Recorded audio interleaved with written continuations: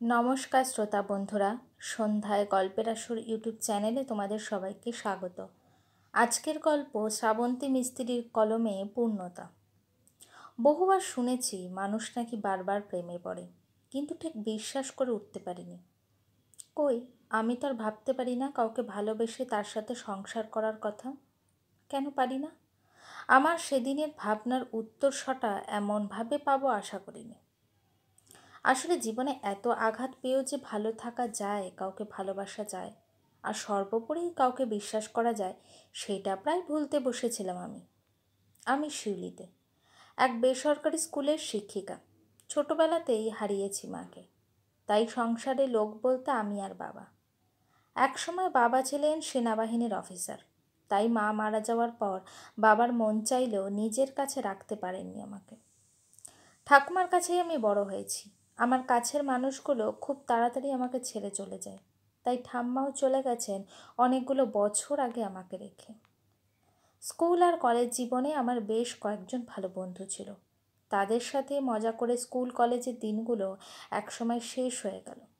তারপর চাকরি, দায়িত্বের বোঝা চেপে বসলো কাঁধে। তবে এত ব্যস্ততার মাঝে মনটা খুশির আবেশে ভরে যেত যখন আমি নীলেশের সাথে কথা বলতাম। নীলেশ আমার কলেজের বন্ধু, খুব মেধাবী ছাত্র ছিল কলেজের। এখন সে একজন সফল ইঞ্জিনিয়ার। আমি আর নীলেশ দুজন দুজনকে ভালোবাসি, তা আমাদের দুই পরিবারেরই অজানা ছিল না।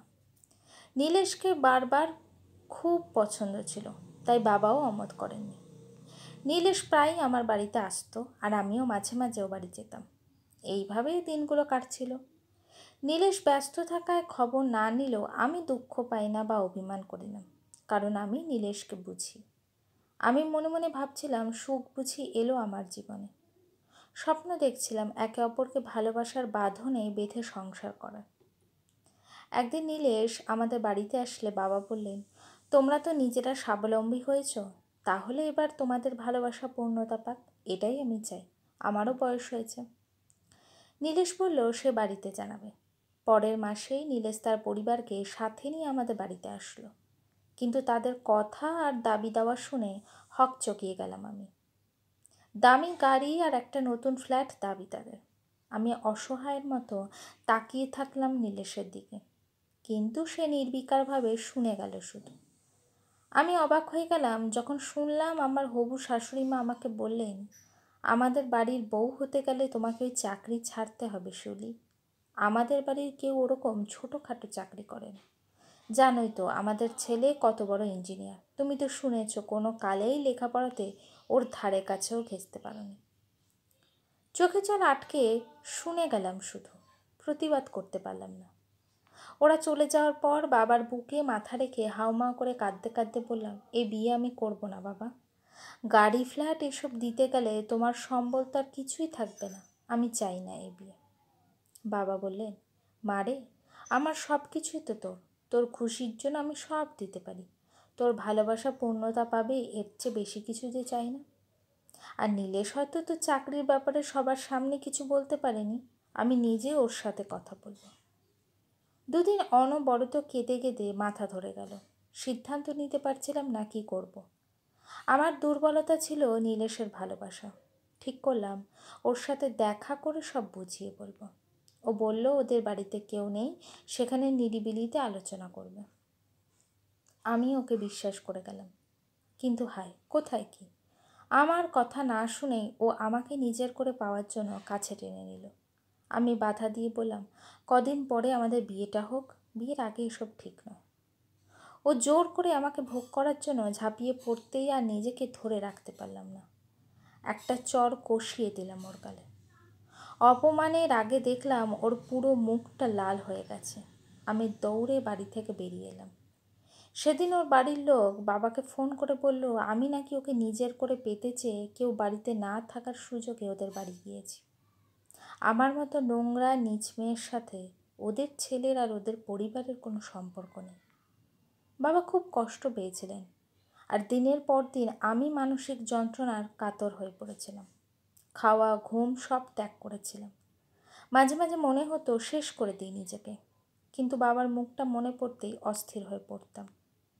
তারপর কয়েক মাস কেটে গেছে, চিন্তায় চিন্তায় বাবা অসুস্থ হয়ে পড়েছেন। কিন্তু আমাকে এখন ভেঙে পড়লে চলবে না। বাবার সেবা আর নিজের স্কুল দুটো নিয়েই ব্যস্ত রেখেছি নিজেকে। এর মধ্যে খবর পেলাম নীলেশ বিয়ে করতে চলেছে। খুব দুঃখ পেয়েছিলাম এটা ভেবে যে এত বছরের সম্পর্কটাও পরিণতি পেল না। 2 বছর কেটে গেছে। নীলেশ এখন সংসারী হয়েছে। বাবা এখন প্রায় সময় অসুস্থ থাকেন। আমি আর কাউকে ভালোবাসতে পারিনি, কারোর সাথে সংসার করার কথাও ভাবিনি। বাবা এসব নিয়ে চিন্তা করেন খুব জানতাম, কিন্তু আমি ছিলাম অসহায়। কিন্তু আমার জীবনেও যে সত্যিকারের ভালোবাসা আসতে পারে সেটা আমি কল্পনাই করিনি। বাবার বন্ধু প্রিয়তোষ কাকু প্রায়ই আমাদের বাড়িতে আসেন। বলতে গেলে বাবার প্রিয় বন্ধু উনি। একসময় একসাথে কাজ করেছেন দুজনে। একদিন প্রিয়তোষ কাকু এলেন সাথে নিজের ছেলেকে নিয়ে। আমার সাথে পরিচয় করিয়ে দিলেন সমীরে। সমীর খুব চুপচাপ আর শান্ত লাজুক ছেলে, কথা খুব কমই বলে। বাবা একদিন খুব গর্ব করে বললেন, এই সমীর হলো আদর্শ দেশপ্রেমী, বুঝলি? বিদেশের লোভনীয় চাকরি ছেড়ে পড়াশোনা শেষ করে দেশে ফিরেছে দেশের জন্য কাজ করার জন্য। এটাই হলো দেশ মায়ের প্রতি তার সন্তানের টান। একদিন পাশের ঘর থেকে শুনলাম প্রিয়তোষ কাকু বাবাকে বলছে, তোর মেয়ের মতো আমার ছেলেটাও তো ছোট থেকেই মা হারা। আর শিউলিমাকে আমার খুব পছন্দ। তুই যদি সম্মতি দিস ওকে আমি আমার ঘরে নিয়ে যেতে চাই। তুই তো জানিস শিউলিকে আমি আমার মেয়েই ভাবি। তোর মেয়ে আমার মা হয়ে থাকবে আর 2 বুড়ো জীবনের শেষ দিনগুলো বেশ একসাথে কাটিয়ে দেবো। বাবা বললেন, সে তো আমিও চাই রে প্রিয়, কিন্তু মেয়েটা যে ভালোবাসার ওপর বিশ্বাসটাই হারিয়ে ফেলেছে। সবই তো জানিস ওর অতীত। বাপ হয়ে এগুলো কি করে বলি বল তোকে? সবটা শুনলাম, আমার চোখ থেকে 2 ফোঁটা জল গড়ালো। সেটা মুছে চা দিয়ে এলাম বাবার ঘরে। রাতে ফেসবুকটা অন করে পেলাম সমীরের বন্ধুত্বের রিকোয়েস্ট। সেদিন সারা রাত কথা বলেছিলাম চ্যাটে সমীরের সাথে। নীলেশের সব কথাই আমি ওকে বললাম, কিন্তু অবাক হয়ে দেখলাম ও বলল, অপরাধী সে যে ঠকায়, সে ঠকে সে নয়। তাহলে অপরাধী যদি মাথা উঁচু করে বাঁচতে পারে, তুমি কষ্ট কেন পাবে?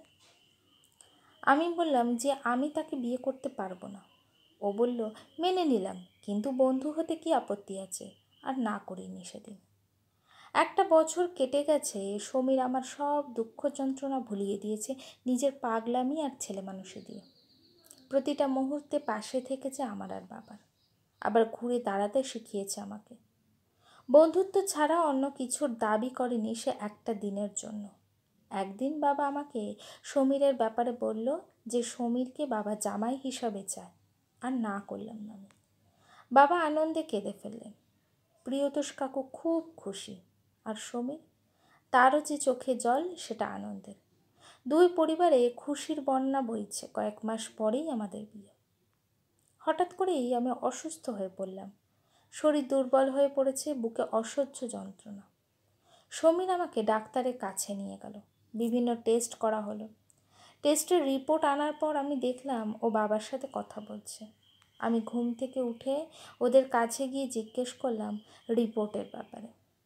সমীর আমার চোখে চোখ মিলিয়ে তাকালোই না, কেবল বলল, সব ঠিক আছে। আমি দেখলাম ওর চোখ দুটো লাল হয়ে আছে, চোখের কোণে চিকচিক করছে জল। কিন্তু বেশি দিন সমীর আর আমার থেকে সত্যিটা লুকোতে পারিনি যে আমার শরীরে বাসা বেঁধেছে ক্যান্সার। দিনের পর দিন কেমো নিতে নিতে চুল উঠে যেতে লাগলো। আয়নার সামনে দাঁড়িয়ে নিজেকে দেখে আঁতকে উঠতাম আমি। আমার বাড়ি থেকে সব আয়না সরিয়ে দিল সমীর। বলল, কে বলেছে তুমি কুৎসিত? তুমি তো আমার রানী। আমি হাসতাম। আমি বুঝতাম এগুলো সান্ত্বনা। বুঝতে পারছিলাম আমার আয়ু আর বেশি দিন নেই। দুঃখ একটাই, আমার শেষ ভালোবাসাটাও পরিণতি পেল না।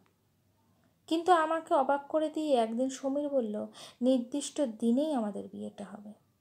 আমি নিষেধ করলাম, বললাম, এইভাবে তোমার জীবন নষ্ট করতে দেব না। ও আমার কোনো কথাই শুনল না। কিন্তু অতদিন অপেক্ষা করারও সময় পেলাম না আমি। যন্ত্রণায় ছটফট করছি আমি হাসপাতালের বেডে। ডাক্তারবাবু বলে দিয়েছেন আমার আয়ু আর বেশি দিন নেই। চোখ মেলে তাকাতেই দেখলাম আমার কেবিনটা সুন্দরভাবে সাজানো ফুলে ফুলে। বাবা আর প্রিয়তোষ কাকুর চোখে জল। কিছু কাছের আত্মীয়রাও এসেছেন। সমীর আমার সামনে দাঁড়িয়ে বরের বেশে, তারপর সিঁদুর দিয়ে আমার কপাল রাঙিয়ে দিল। উপস্থিত প্রত্যেকে চোখের জলে এবং সমীরের দুগাল ভেসে যাচ্ছে চোখের জলে, কিন্তু আমার মুখে জয়ের হাসি সেরা প্রাপ্তির হাসি। না, আমার আর কোনো দুঃখ নেই, শরীরের যন্ত্রণাও আর টের পাচ্ছি না। এ এক অদ্ভুত শান্তি আমার মন জুড়ে। মনে হচ্ছে আমি পৃথিবীর সবচেয়ে সুখী একজন মানুষ, কারণ আমার জীবনের শেষ পরিণতির আগে আমার ভালোবাসাটা পূর্ণতা পেয়েছে। গল্পটি কেমন লাগলো অবশ্যই আমাকে কমেন্ট করে জানিও। আর আমার চ্যানেলে গল্পগুলো যদি তোমাদের ভালো লেগে থাকে চ্যানেলটিকে সাবস্ক্রাইব করে পাশে থেকো।